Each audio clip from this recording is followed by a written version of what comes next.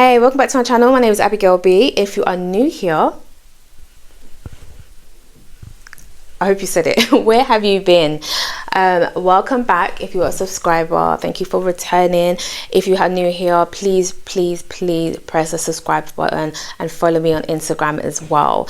So yes, if you subscribe, you're going to be notified of more videos, and it really does help me out. I'm really hoping as I enter into 2025, I hit my next milestone, which is 2K, to help me to get there. Tell a friend to tell a friend. Now, on this video, we are going to be talking about 2024, things that we're not going to take with us in 2025. And I can't believe we're having this conversation already. Like, how has this year gone so fast? And I feel the older you get, the more quicker it feels. However, from recent podcasts that I've been listening to, just really trying to like motivate myself, don't feel like you're running out of time, especially when you get to a certain age, because the time is going quick. There's so much more to learn. There's so much more to do. So just take your time with it. And I feel like this year, I'm not going to write or do a vision board. I know every year people are like, yes, do a vision board. For me personally, I'm in a different direction. And I feel like I'm just going to take each day as it comes, each moment as it comes, and see where life takes me. Obviously, I'm going to write some goals down, because I think it's always good to kind of have like a point for you to reach and work towards. But just putting in things in there that perhaps are quite materialistic, or I want to achieve this, I want to achieve that. I just feel like when you're kind of setting yourself to fail. What's the word? Contradicting myself a little bit. But I think I know what I mean. Just as I am trying to articulate it, it's not coming out as clear. But if you know what I mean as well, please write down below.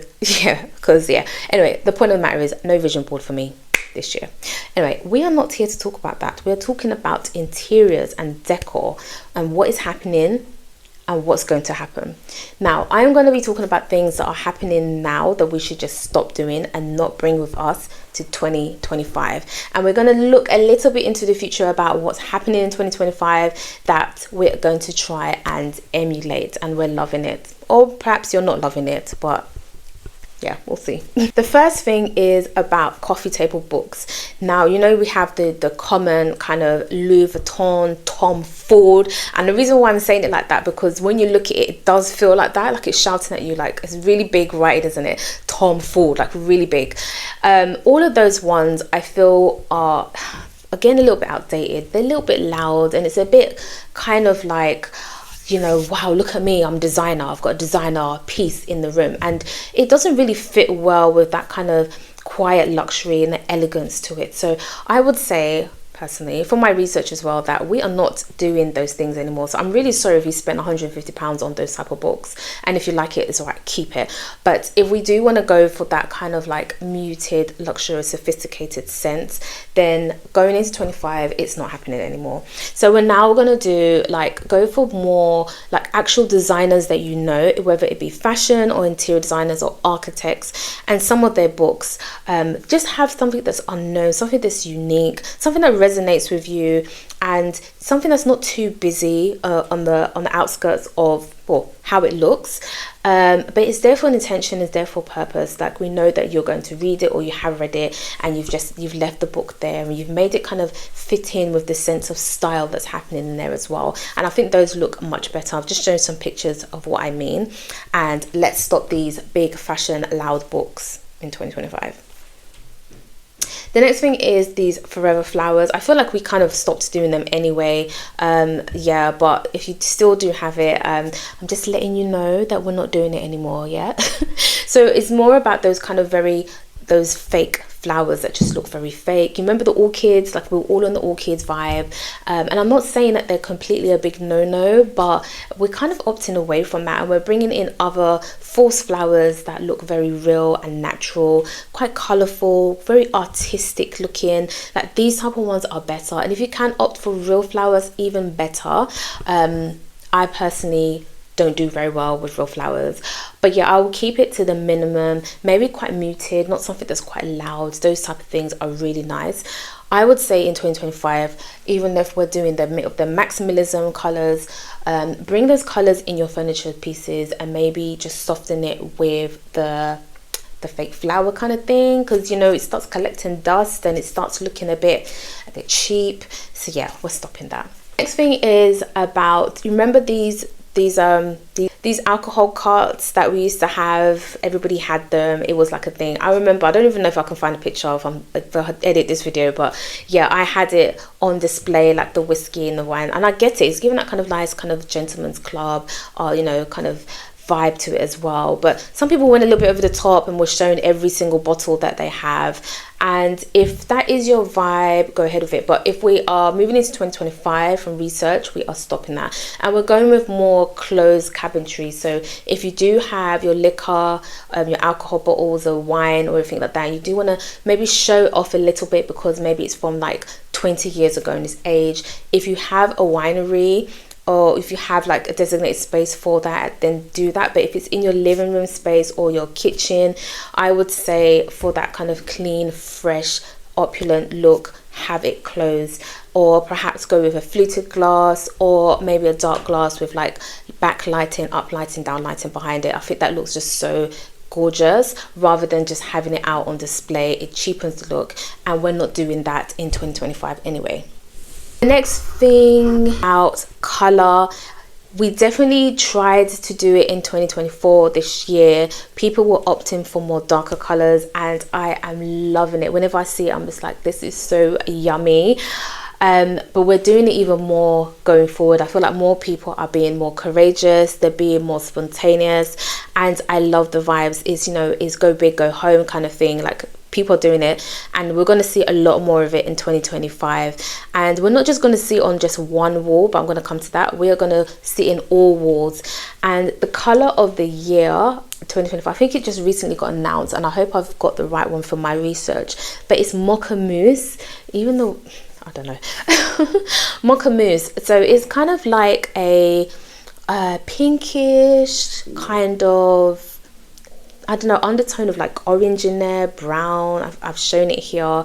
I like it. It's very yummy. It's very yummy. And for some reason, it's given like very 1970s a little bit as well. I don't know. That's what I thought when I saw it. But yeah, it's. I don't know if it will go particularly well in living room spaces, or a space that is used quite a lot, because it depends whether the emotions that it's going to bring from you, if you like that or not. So it depends how you feel. But I think in bedrooms, dining rooms, pantries, they will look so nice. Like, you can have a lot of fun with this color. But yeah, let me know in the comments what you think about this color, whether it's something you're going to kind of gear towards or stay away from. But yeah, it's quite nice. It's quite nice. It's nice. It's soft. It's warm. But I don't know yet. Let's see.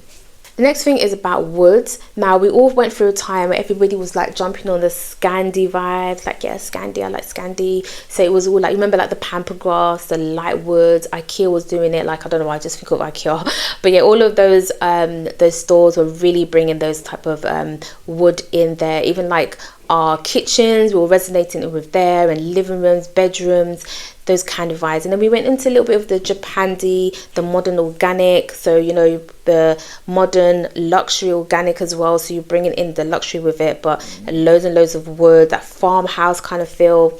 Yeah, so I don't know if we're doing it as much in 2025, but what I would say is that I've seen, and I feel like there's going to be more of it, is we're darkening the colors of the woods now. We're going deeper and richer.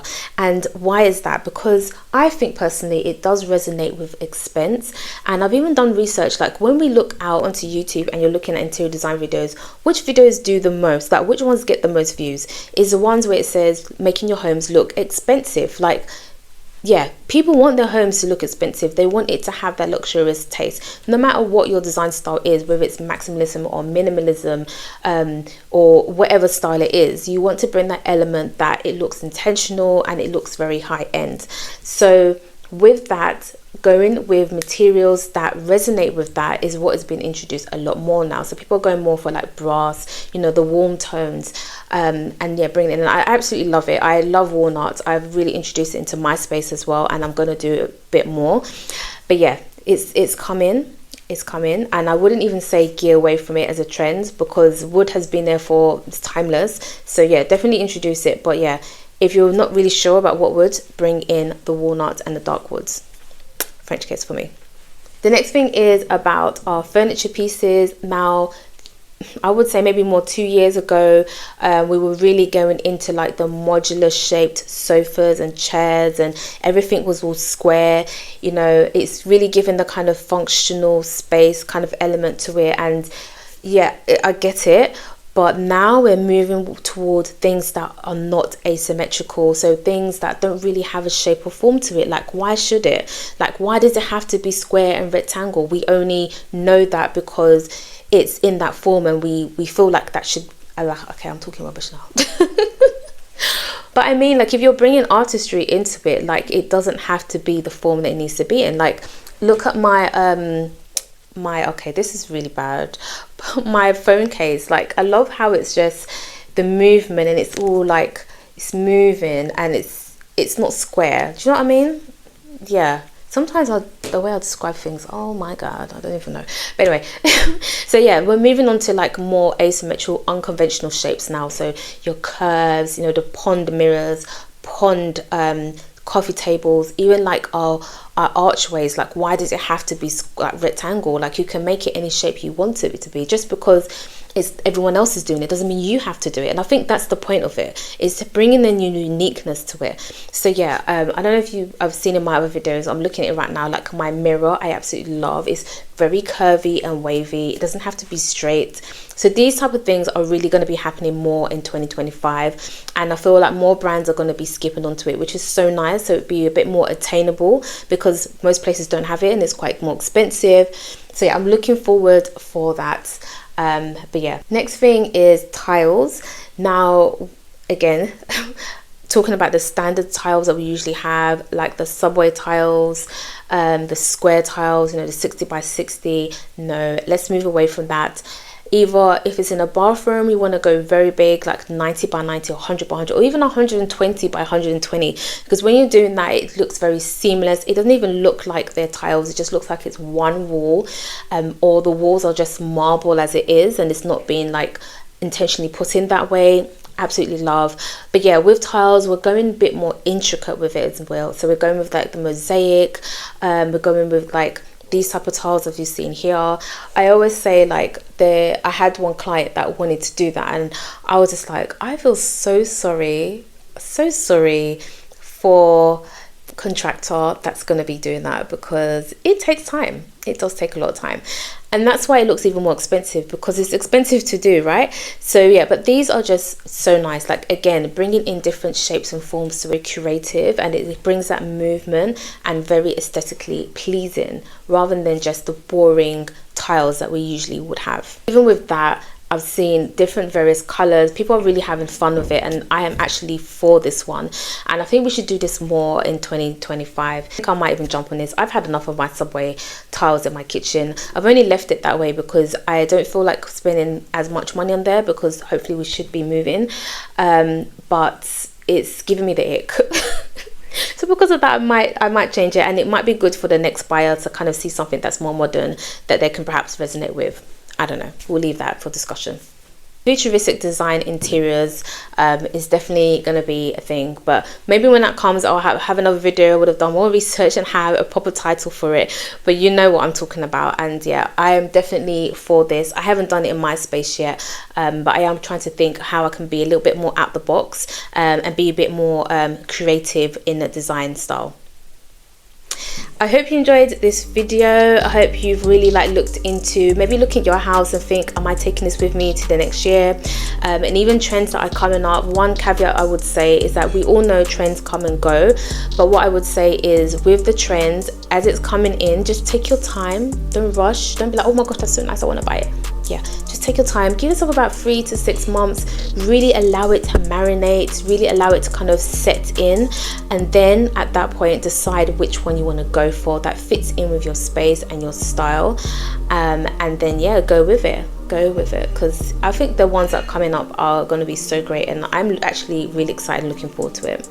So yeah, I will see you in another video. I'll definitely see you this year. It will be a vlog. I'm really excited about it. Yeah, but we're going to be looking at architecture and interiors in another country, and how we can also bring some of that back into here, the UK's, which is where I am at the moment. So don't forget to subscribe, and really excited to see you again in another video. Bye.